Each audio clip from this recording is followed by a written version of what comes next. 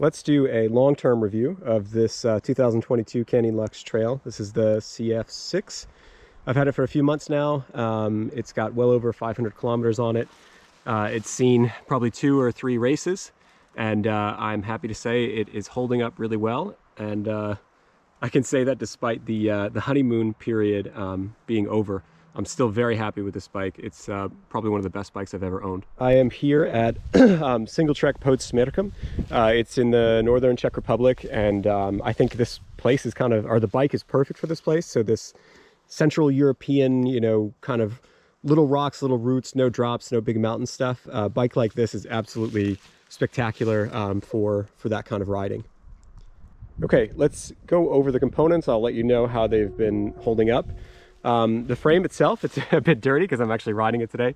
I really like to do reviews while I'm actually on the bike, so I can really give a good opinion. So the frame has been great.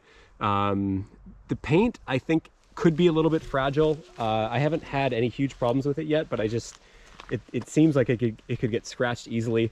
And I should say that when I bought the bike, it did come with a small scratch in the frame. It was tiny, and it was really only aesthetic. I think right here maybe. And they did give me €100 for the Canyon website to kind of spend on it as a sorry for having that problem. The Schwalbe tires have held up really well. I only swapped them. I made them tubeless, and they're pretty light, actually. I mean, they're 2.3s. It's a little bit beefier of a tread, but I'm super happy with it. Today you can see that these trails are pretty muddy. There's rocks and roots everywhere. I have them at 15 psi, and you know, I've barely slid. So as far as the shifting goes, all I've had to do is just kind of, you know, normally tighten the cable tension a little bit, as should happen. But beside that, this SLX set has been absolutely perfect. I mean, it's been flawless. I don't think I've dropped a chain a single time, which is really great. I guess this little tiny chain guard is as good as they kind of say. And also the shifter itself has had no problems.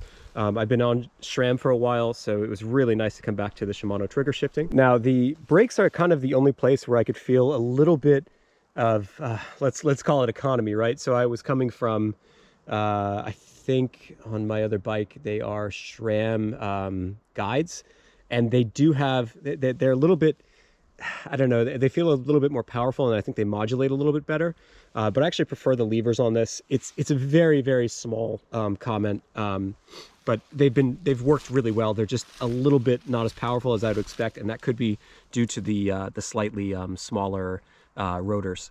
Yeah, the only thing I would swap out sooner than later is probably the wheels. It would be nice to have a carbon wheels, but these aluminum wheels have been fine. The hubs have been really great.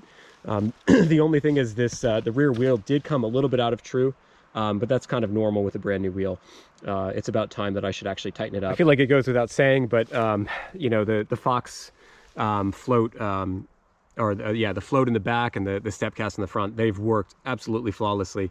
I'm really satisfied with them. They do everything they need to do. The lockout, the remote lockout, this is the first time I've had a double kind of remote lockout like this, and I've actually gotten used to it. You can see here that there is 3 different buttons. So there's the dropper post and the shock lockout, and I've gotten used to it. I was really worried that I wouldn't like it, and I wasn't super happy with how busy everything is up here in the front with all of these cables. But to be honest with you, I got used to it, and I kind of prefer it. It takes the guesswork out of a lot of things, and you just kind of, you know, it becomes second nature, you know, knowing when to lock it out. One thing that I'm really displeased about is, it's really minor, but I had to use my own bolts for the bottle cages.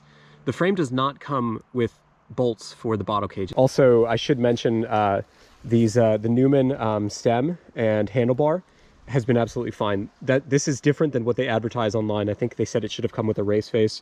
They replaced this due to, you know, part shortages, and I'm totally happy with it. So overall, I actually fully recommend this bike. I think it's priced unbelievably well. So yeah, I hope you enjoy this. I'm out here in the cold, so please like and subscribe the video if you want me to get off the bike in November and talk about it for a little while and keep making these. I hope it's useful for all of you.